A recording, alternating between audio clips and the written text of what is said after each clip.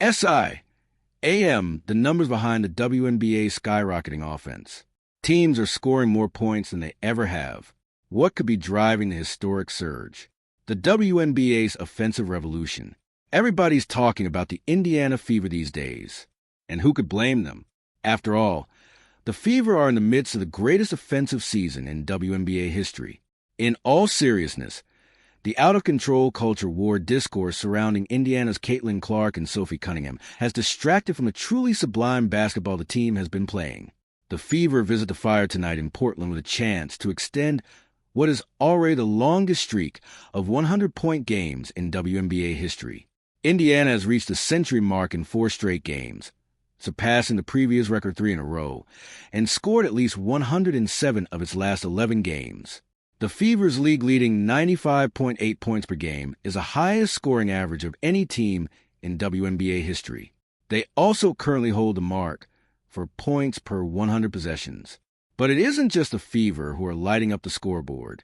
Scoring is way up in the WNBA this season. Teams are averaging 87.2 points per game, up from 81.7 per game last season. That alone should be enough to illustrate just how much the offensive environment has changed. But here are a few other fun facts about the league's offensive outburst.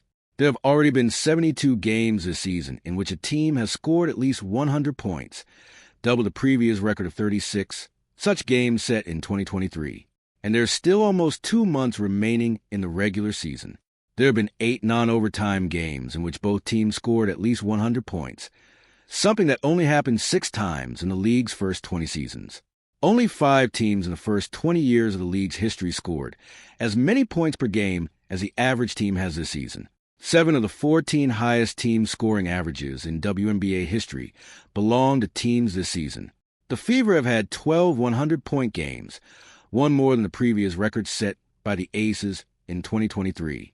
Scoring is also trending upward in the NBA, but not nearly as drastically as it is in the W. NBA teams averaged 115.6 points per game last season, the most since the 1976 ABA merger.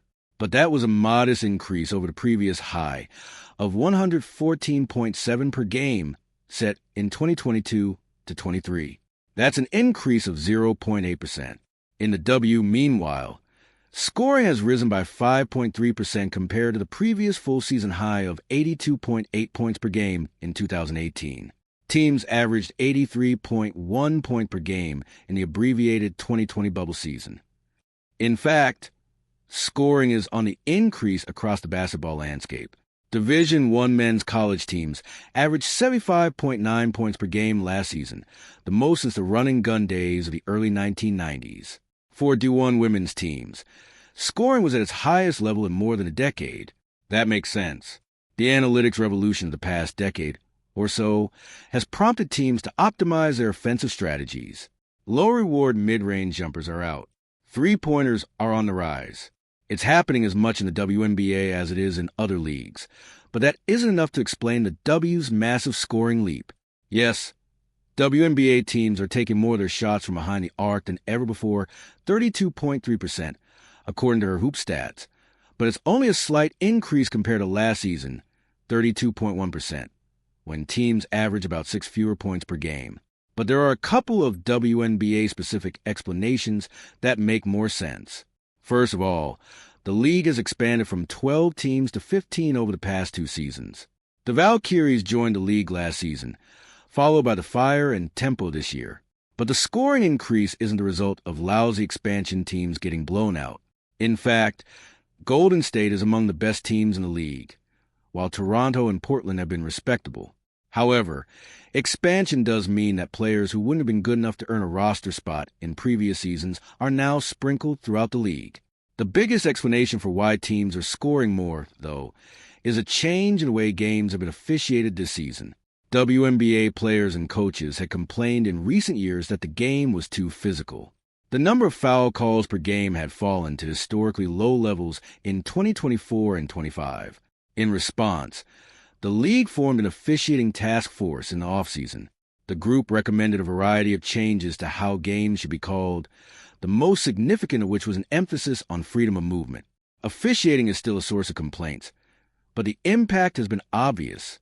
Foul calls have increased from 17.5 per game last season to 20.2 this year, and as a result, free throw attempts are up from 18.2 per game last year to 21.2 this season.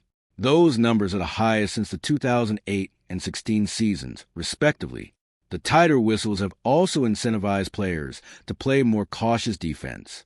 The combination of those two factors makes the most sense as the primary driver of the spike in offense. Sports leagues are always trying to find ways to increase offense and drive fan interest.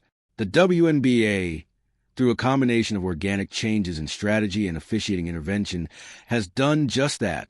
The players are better than they've ever been, and they're putting up jaw-dropping numbers on a nightly basis. Now, all the league needs is for people to pay as much attention to how good the basketball is as they do to all the off-court nonsense.